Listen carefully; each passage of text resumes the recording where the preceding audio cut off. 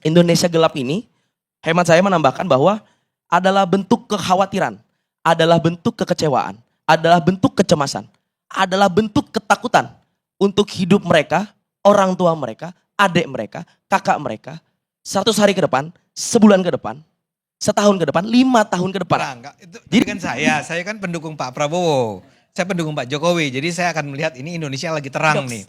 Pemerintah terus berusaha untuk menggendutkan kabinetnya, memperbesar tubuhnya. Tapi rakyat yang kemudian harus dikorbankan. Dan Nabi Musa. Jadi menganggap mungkin 100 hari itu bisa disulap jadi. Semua itu kan perlu proses Bang Karni. Jadi tidak, ini bukan pemerintah, itu bukan tukang sulap. Isu mengenai gas LPG 3 kg. Apakah rakyat harus dikorbankan terlebih dahulu di testing kebijakan, baru kemudian dibatalkan? Kita bahkan kalau dari Partai Golkar itu mari kita evaluasi seluruh perjalanan reformasi ini Pak Mas Dedi. Jadi bukan hanya sekadar 100 hari tapi perjalanan reformasi. No. Kan abang tadi kan seolah-olah anak-anak ini kan. Bukan, tadi kan abang Bukan seolah-olah begini. bahwa mereka ini berharap pemerintah itu kayak Nabi Musa. Semua jadi dalam semalam. Saya justru Yang terjadi menanggapi kebalikannya. Kang Dedi. Jadi bukan ini. Saya menghargai. Justru bagi kita, ini saya katakan sebagai mantan ketua pemuda masjid, biasa diajari berpikir positif. Partai Golkar justru berperan untuk mengevaluasi. Kami skeptis dan tidak percaya Bang. Karena perintah ketua umum fraksi Golkar dan anggotanya dilarang mengkritik Presiden Prabowo Bang. Ada masyarakat bilang hashtag kabur aja dulu. Ada salah satu wamen, dia bilang kabur aja, kalau bisa gak usah kembali lagi. Ada juga yang bilang bahwa kritik masyarakat itu endasmu gitu. Dan Selamat datang di channel Opini Alvin. Kali ini kami akan membuat video reaksi atas sebuah debat diskusi di Indonesia Lawyer Club yang dipandu Karni Ilyas. Ada yang cukup menarik untuk diangkat dari debat kali ini, yaitu dua anak muda, mahasiswa yang menjadi koordinator aksi demonstrasi bertajuk Indonesia Gelap di kampus masing-masing, yaitu Fidela Marwah Waida Presiden Keluarga Mahasiswa ITB dan Satria Naufal, Koordinator Badan Eksekutif Mahasiswa Seluruh Indonesia. Walau mereka berhadapan dengan dua mantan dosen yang sekarang menjadi petugas partai yaitu Ade Armando dari Partai PSI dan Idrus Marham dari Partai Golkar, namun kedua anak muda ini tidak merasa minder dan bahkan mampu membuat seisi ruangan terpukau. Bukan hanya sebatas mantan dosen dan pengurus partai, Idrus Marham bahkan sengaja menonjolkan diri sebagai mantan ketua pemuda masjid, namun bagi kedua pemuda ini, status sebagai mantan ketua pemuda masjid bukan menjadi halangan bagi mereka untuk berdebat, karena ketua pemuda masjid juga manusia yang belum tentu sempurna. Bagaimana keseruan statement kedua mahasiswa ini? Mari kita simak di video berikut. Saya mulai dari Fidela Marwah Waida, Presiden Keluarga Mahasiswa ITB. Silakan. Siap. Izin Bapak, Ibu, Abang, dan juga kawan-kawan sekalian, saya Fidela, selaku Presiden Keluarga Mahasiswa ITB. Menanggapi apa yang tadi disampaikan oleh Bang Karni, mengenai aksi demonstrasi besar-besaran 17 Februari kemarin ya, yang saat ini juga masih berlangsung di seluruh penjuru tanah air, bertajuk Indonesia Gelap. Tajuk Indonesia Gelap adalah akumulasi kemarahan dari rakyat, tidak hanya mahasiswa, tapi kemarahan dari seluruh elemen masyarakat sipil. Kami menilai banyak sekali kebijakan pemerintah hari ini yang serampangan. Rakyat seolah dijadikan sebagai kelinci percobaan, kebijakan diterapkan, mendapatkan protes, kemudian dicabut seolah menjadi pahlawan. Kemudian rakyat harus terus dikorbankan. Apa yang menjadi implikasi dari hal tersebut? Yang kami nilai hari ini terjadi ketidakstabilan sosial di masyarakat. Rakyat ketakutan, terjadi banyak kebingungan akibat tata kelola pemerintahan yang buruk.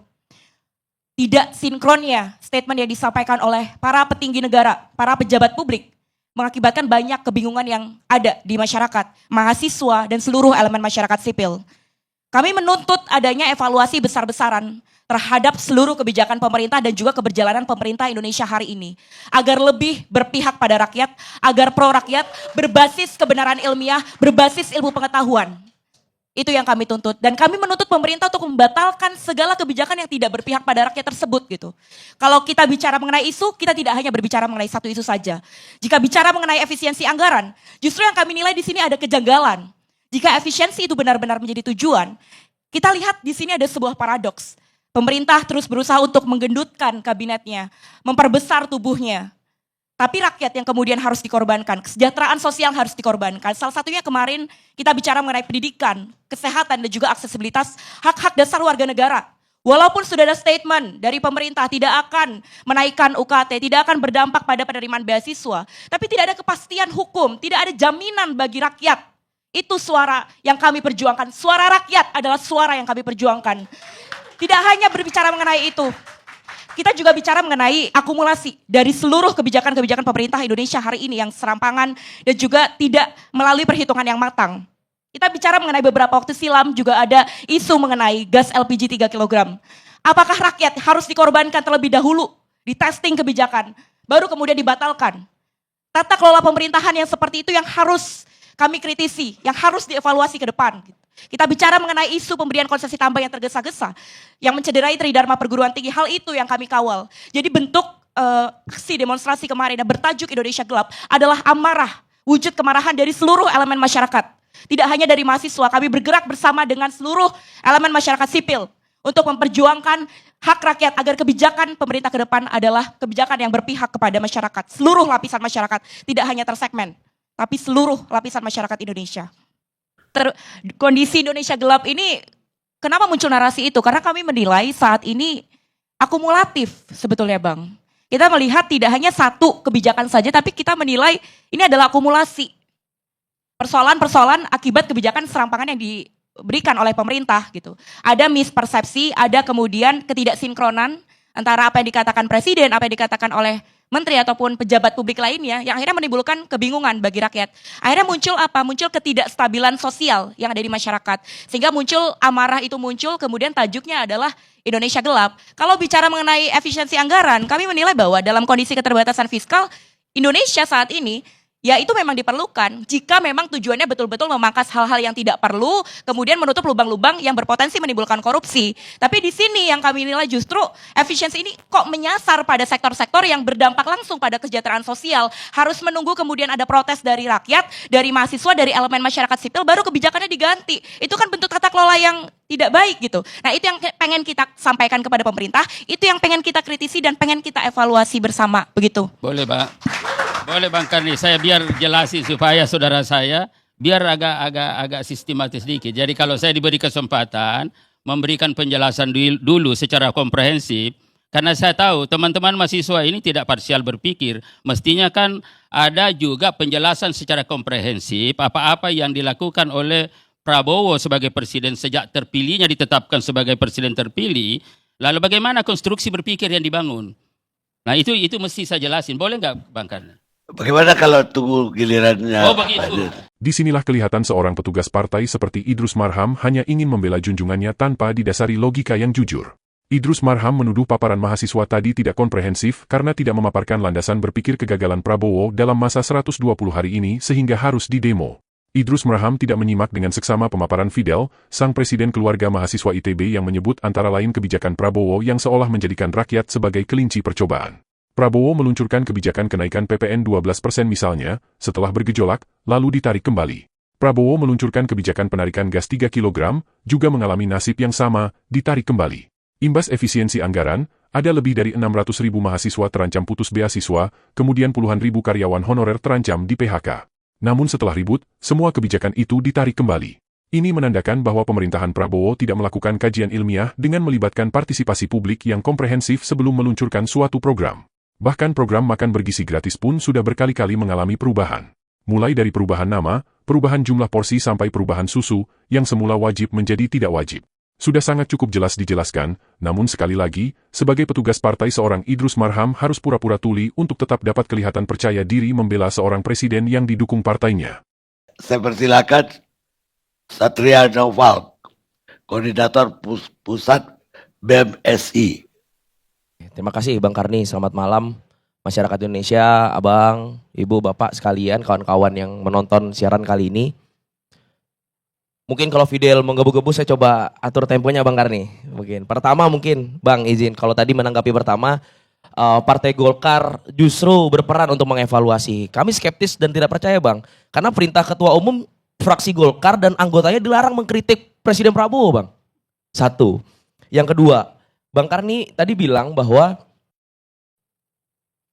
Presiden Prabowo mungkin melakukan kebijakan-kebijakan pro rakyat, pagar laut dan sebagainya macamnya. Kami sepakat. Tapi nanggung bang, nanggung. Pagar laut hilang sekarang. Mending sekalian hajar habis. Siapa yang memberi sertifikat, siapa yang memberi izin, adili, penjarakan. Siapa yang kemudian membuat izin-izin ilegal, membuka peluang-peluang yang kemudian di luar peraturan undang-undang, yang menabrak konstitusi, dihajar habis. Contoh, 3-4 jam yang lalu, Menteri Dikti Ristek dicabut. Respon kami satu, dicopot. Respon kami sederhana bang. Ibarat analogi permainan sepak bola, yang melakukan pelanggaran ini banyak bang, yang tukang tackle-nya ini banyak. Tapi yang dikasih kartu merah cuma satu. Entah Presiden Prabowo nggak berani ngasih kartu merah untuk out ini pemain-pemain yang suka tackle karena dia adalah petinggi di partai politik, entah punya kebackingan yang lebih kuat, kan tebang pilih jadinya gitu ya kan. Makanya kami pengen ngasih satu simbol bang. Kalau Presiden Prabowo takut untuk memberi kartu merah kepada menteri-menteri, wakil menteri status yang bermasalah, kami memberikan kartu merah duluan. Untuk menteri wakil menteri beserta pejajaran yang ngaco, yang kemudian tidak sesuai pada peraturan perundang-undangan gitu. Karena kami melihat ini untuk memuaskan masyarakat aja. Masyarakat mahasiswa bilang bahwa pendidikan, anggaran pendidikan dipotong di sistem pendidikan. Dibalas dengan statement Ibu Sri Mulyani, Menteri Keuangan, bahwa tidak ada pemotongan. Kemudian dicopot menterinya. Ingin memuaskan, tapi lupa bahwa dari 13 baru satu loh bang gitu. Ada belasan lainnya masalah. Dan dari 13 ini apakah bisa dikerucutkan, bisa diprioritaskan? Nggak bisa bang. Karena 13 isu tuntutan kami adalah prioritas dari ratusan isu dan masalah negara ini gitu bang. Terus keempat, saya pengen merespon pemerintah yang kemudian dan istana melalui PCO-nya bang. Bilang bahwa terima kasih masyarakat, terima kasih mahasiswa atas demonstrasinya, kami menghargai dan sebagainya macamnya. Tindak lanjut dan sikapnya beda loh bang. Setiap pejabat-pejabat kementerian, setiap pejabat-pejabat negara, ada masyarakat bilang hashtag kabur aja dulu, ada salah satu wamen, dia bilang kabur aja, kalau bisa nggak usah kembali lagi. Ada juga yang bilang bahwa kritik masyarakat itu endasmu gitu. Dan itu pimpinan kita tertinggi gitu. Bang, artinya masyarakat tuh dibuat takut untuk mengkritik dan merespon isu publik. Karena pejabat-pejabatnya garang nih seakan-akan nih gitu. Dan Presiden Prabowo tuh menciptakan badan atau nomenklatur baru yang nama PCO bang. Presiden Communication Office. Yang membantu tugas-tugas presiden dalam komunikasi publik. Tapi ternyata pejabat-pejabatnya gagal untuk menciptakan komunikasi publik yang baik pada rakyatnya bang. Baik. Gitu. Artinya PCO-nya perlu nih mengajarkan menteri-menterinya cara berkomunikasi dengan baik pada rakyatnya, merespon keluhan masyarakat dengan tidak kasar dan segala macam. Mungkin bisa tuh dimasukin dalam satu materi bang, materi soft spoken namanya kalau kata anak-anak Gen Z bang. Berbicara halus, merespon sebagai pelayan masyarakat gitu. Seakan-akan kita punya hashtag Indonesia gelap, kita dibilang alah generasi pesimis, alah mahasewa. Kita pengen ditabrak-tabrakan deh dengan konflik horizontal bang gitu. Makanya upaya kami bicara Indonesia gelap sebetulnya bang. Dalam pekan kemarin kami BMSI atau unsur mahasiswa adalah bagian kecil dari koalisi masyarakat sipil yang turun ke jalan kemarin bang. Mungkin ketika turun di jalan kemarin melihat kiri ada pekerja buruh. Melihat ke kanan ada supir yang mungkin demonstrasi di Tanjung Priok. Melihat ke belakang ada mahasiswa. Melihat ke depan ada nelayan. Gitu. Tapi mungkin masih sorot mahasiswa. Artinya subjektivitas gerakan yang kemudian diberikan pada mahasiswa yang diklaim sebagai mahasiswa ini, itu kita bantah karena seluruh kelas itu turun ke jalan untuk menciptakan desakan gitu atas Indonesia gelap ini bang. Kalau bicara menambahkan Fidel tadi, Indonesia gelap ini, hemat saya menambahkan bahwa adalah bentuk kekhawatiran, adalah bentuk kekecewaan, adalah bentuk kecemasan, adalah bentuk ketakutan untuk hidup mereka, orang tua mereka, adik mereka, kakak mereka, 100 hari ke depan, sebulan ke depan, setahun ke depan, 5 tahun ke depan. Jadi bagi saya sah-sah saja gitu, Indonesia gelap. Dan gak usah dibedah secara terminologis bang, kenapa gelap? Ini remang-remang nih, nggak gelap, karena masih ada terang-terang gitu. Kalau remang-remang partai politik buat sikap dong, untuk siap mengakomodasi tuntutan-tuntutan kami di Senayan gitu. Jangan kemudian berkoalisi pada pemerintah, mendukung program-program, mendukung kebijakan-kebijakan yang kemudian bagi peraturan perundang-undangan tidak pro rakyat gitu. Revisi Undang-Undang Polri, revisi Undang-Undang Kejaksaan, revisi Undang-Undang TNI. Kita tolak itu. Tapi ketika kemudian revisi Undang-Undang Masyarakat Adat, lama betul Bang untuk disahkan. Ketika masyarakat adat banyak tergusur tanahnya, direpresi dan sebagainya macamnya. Jadi kami sepakat Bang, kalau misalnya turun ke jalan untuk demonstrasi atas nama kesejahteraan adalah bagian daripada kecintaan kami pada orang tua. Kira-kira begitu Bang. Baik. Oh, mungkin tadi saya perbaikin, katanya Menteri apa yang barusan diganti Dipti itu katanya mengundurkan diri, bukan dicopot.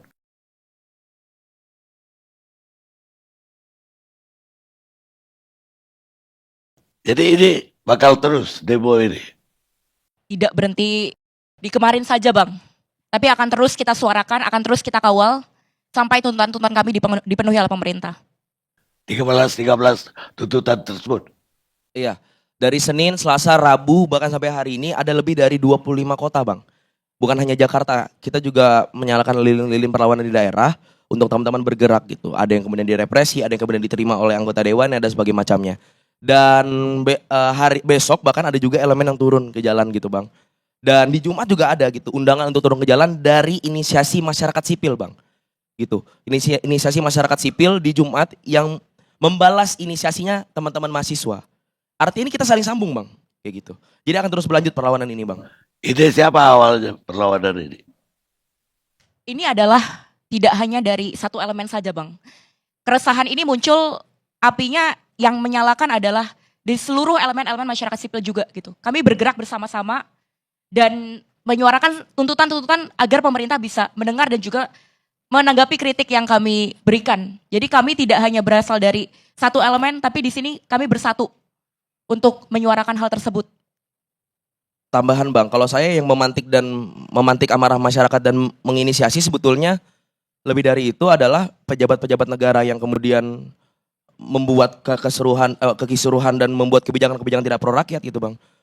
Dan itu tidak terawasi betul gitu dengan Presiden Prabowo yang kemudian ada menterinya yang merilis bahwa karena efisiensi UKT akan naik gitu. Akhirnya kan menciptakan traumatik Bang gitu. Teman-teman kita putus kuliah dan sebagainya macamnya gitu Bang. Makanya kemudian ini melonjak ya akibat omongan-omongan pejabat juga Bang gitu. Sikap-sikap pejabat gitu yang membuat kita marah gitu. Kalau nggak aneh-aneh mah kita nyantai aja Bang gitu. Karena itu sebetulnya Bang. Jadi jelas sekali bahwa demo mahasiswa kali ini adalah sebuah peringatan keras buat pemerintahan Prabowo agar ke depan, sebelum meluncurkan program, lakukan kajian dengan melibatkan pihak kampus dan masyarakat secara luas. Pahamilah keinginan masyarakat, jangan menunggu korban jatuh, baru kemudian program dievaluasi. Kita semua berharap bangsa ini menjadi semakin baik di tangan pemerintahan Prabowo. Dan karena itulah kritikan diperlukan agar pemerintah berjalan di rel yang benar, dan bekerja semata-mata karena kepentingan rakyat, bukan kepentingan pengusaha dan para pemilik partai.